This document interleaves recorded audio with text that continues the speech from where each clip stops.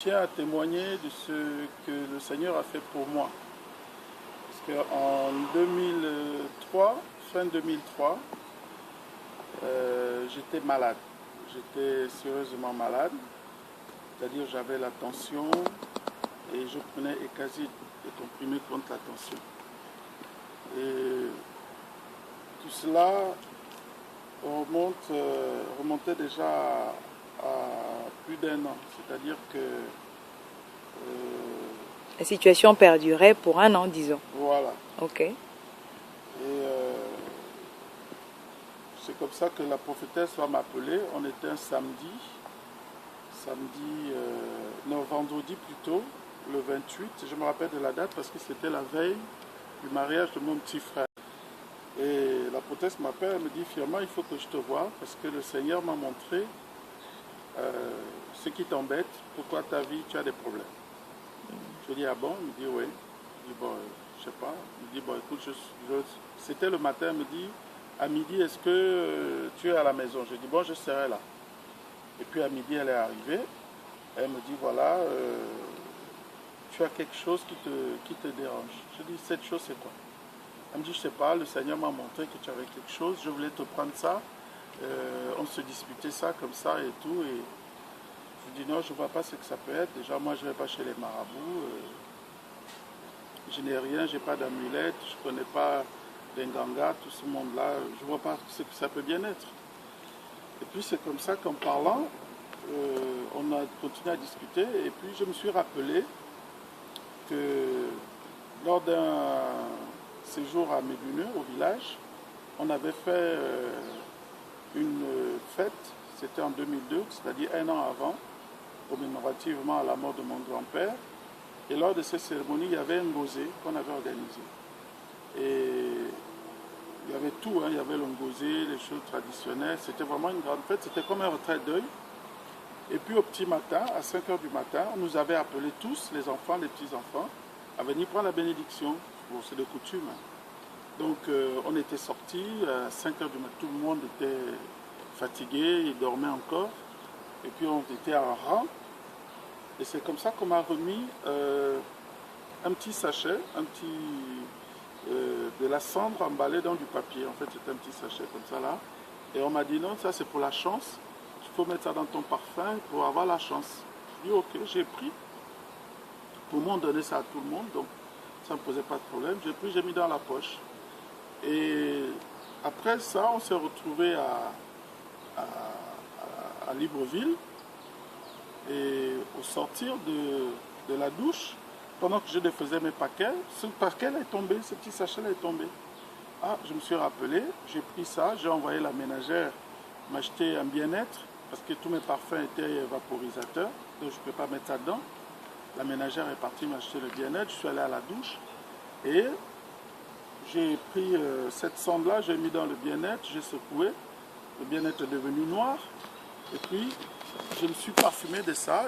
Et sur le coup, j'ai eu un frisson qui m'a parcouru, mes cheveux se sont dressés.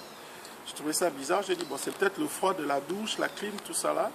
Donc, bon, j'ai laissé ça comme ça, et puis je suis allé au boulot.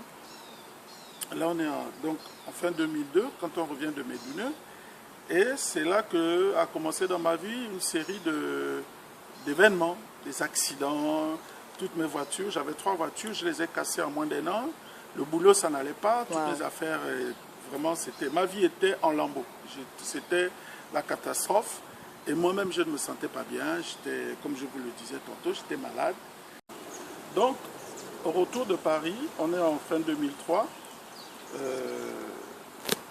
Donc, j'ai vu cette ombre qui rentrait dans ma maison.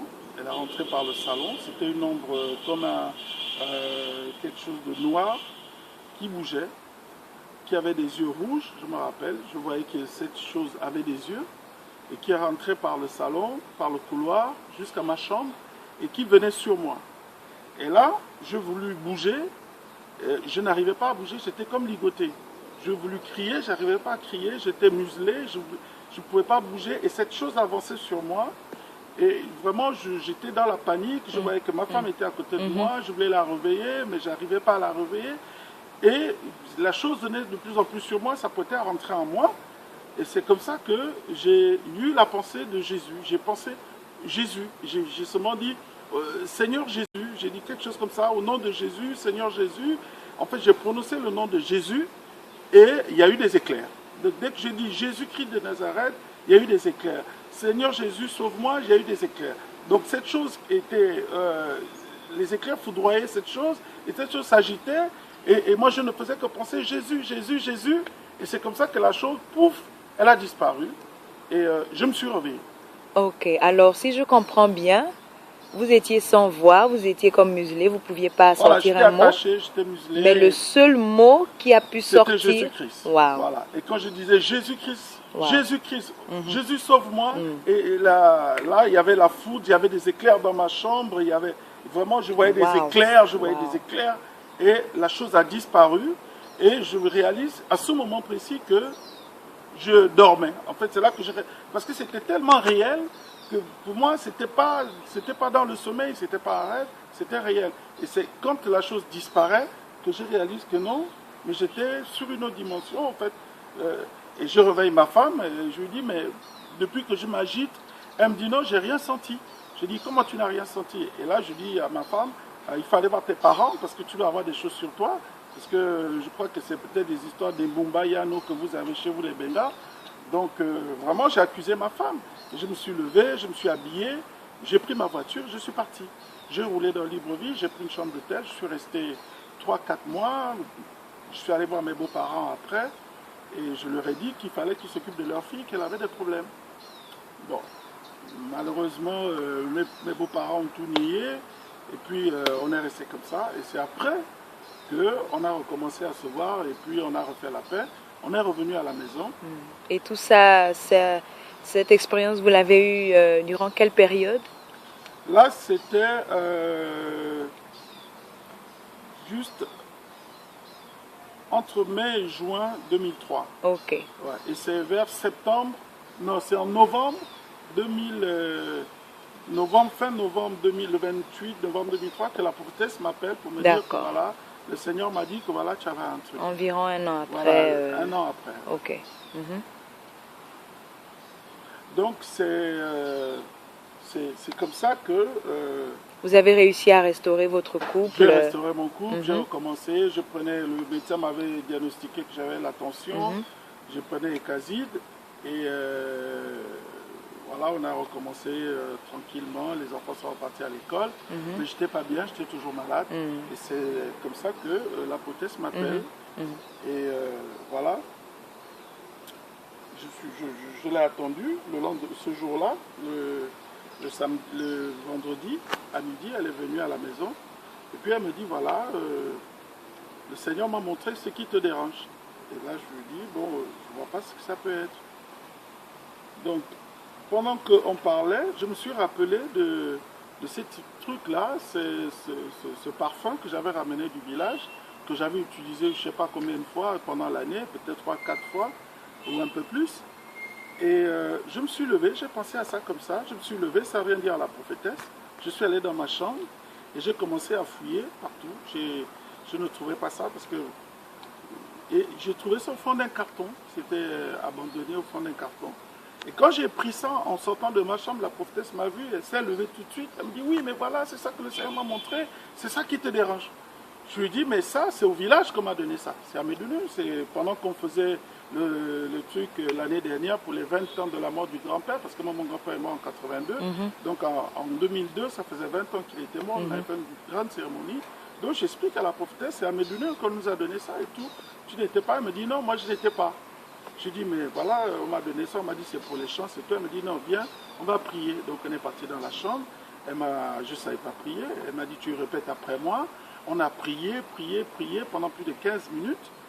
Et après, prié, elle a pris ce parfum, elle a mis dans le feu, elle a allumé dans un papier journal, elle a mis le feu, elle a mis ça dedans, ça a explosé. Et puis bon, voilà, c'était tout, on a parlé d'autres choses et tout. Et puis, elle est partie. Le lendemain, c'était le mariage de mon petit. Après après les pourparlers, tout, les beaux-parents nous ont donné la collation. Et c'est comme ça que, sur le coup, je me dis, mais je me sens bien. Wow. Depuis le matin, je n'ai pas pris de comprimé. Wow. Hier soir, il me semble que j'en ai pas pris. Mais je me sens bien. Est-ce que c'est le truc que la prophétesse a fait hier? Vraiment, aujourd'hui, je me sentais léger parce qu'avant, je sentais comme si j'avais un poids sur les épaules. J'étais voûté comme ça. Je ne pouvais même pas faire la tête comme ça. J'étais lourd. Vraiment, je ne me sentais pas bien. Et là, tout d'un coup, là, ce jour-là, le jour du mariage de Franck, de mon petit frère, j'étais bien. Et puis, je dis, mais quand même, c'est curieux. J'ai commencé à demander à tous mes frères. Mais le truc qu'on nous avait donné au village, toi, tu avais fait comment? Celui-là disait non, moi, je ne me rappelle pas. L'autre disait non, moi j'étais pas. L'autre disait non, vraiment je ne me souviens pas. J'ai trouvé ça curieux. Je me dis, ben enfin, on était tous au village et on était en rang. On m'a donné quelque chose en me faisant voir qu'on donnait ça à tout le monde. Et puis, personne d'autre que moi ne se souvenait de ça. Bon, j'ai trouvé ça curieux. Et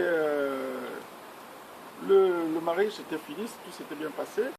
Donc le lundi matin, je suis allé chez mon oncle. Ma grand-mère était là, elle aussi souffrait de la tension, elle avait 84 ans je crois. Et je lui dis comme ça, Nanangue, toi tu vas rester avec la tension, moi je suis guéri. Elle me dit, ah bon, comment ça? Je dis non, moi c'est le truc qu'on m'avait fait au village qui me donnait la tension, on a cassé ça, c'est fini. Et quand on est en train de parler comme ça, il y a, la porte s'ouvre, il y a une dame qui rentre et la grand-mère la reconnaît. Oh Nana, ça va, machin, tout. Et puis moi, je lui dis comme ça, bon, restez entre vous, moi je m'en vais au boulot. Et ma grand-mère me reprend, non, non, non, ne pars pas, viens, raconte-moi tout. Moi, j'aime pas entendre des choses comme ça. Tu disais quoi? Qu'est-ce qui t'a donné l'attention? J'ai repris, je dis non, voilà, je te disais que c'est l'ongosé qu'on a fait au village lors de la fête du grand-père. C'est à ce moment-là qu'on m'a donné un truc, c'est ça qui m'a rendu malade. Et la femme qui est arrivée de dire quel l'ongosé de Medan, je lui ai dit oui. Elle dit non, mais c'est moi qui ai fait l'ongosé. J'ai dit ah bon, mais alors comment ça se fait que tu arrives là et elle me dit non, j'ai dit mais pourquoi qu'est-ce que tu m'avais donné là? Elle me dit mais je t'avais donné le truc pour la chance que tu m'avais demandé. J'ai dit moi je te connais même pas, je t'ai demandé le truc pour la chance quand? À quel moment? Où? Et pourquoi tu n'en as donné qu'à moi? Et là elle était confuse et tout et je me suis énervé, je suis rentré dans une colère, je commençais à l'insulter, traiter de sorcière et tout. J'ai dit mais vous êtes des vampireux. Donc c'est comme ça que je lui ai dit voilà. Donc c'est comme ça, vous avez vu là il y a cet esprit qui est venu au moment où je découvrais la vérité. Et ensuite, le plus important, c'est que moi j'ai compris qu'il ne faut pas dans la vie accepter n'importe quoi. Le oui et le non sont les mots les plus importants de la langue. Et chaque fois qu'on nous propose quelque chose, il faut bien réfléchir à deux fois avant de dire oui. Et là, j'ai été sauvé grâce à la prophétesse qui a eu, portée par le Seigneur Jésus-Christ, pour me délivrer de ce maléfice qu'on m'avait jeté. Je remercie le Seigneur. Gloire à Dieu. Amen.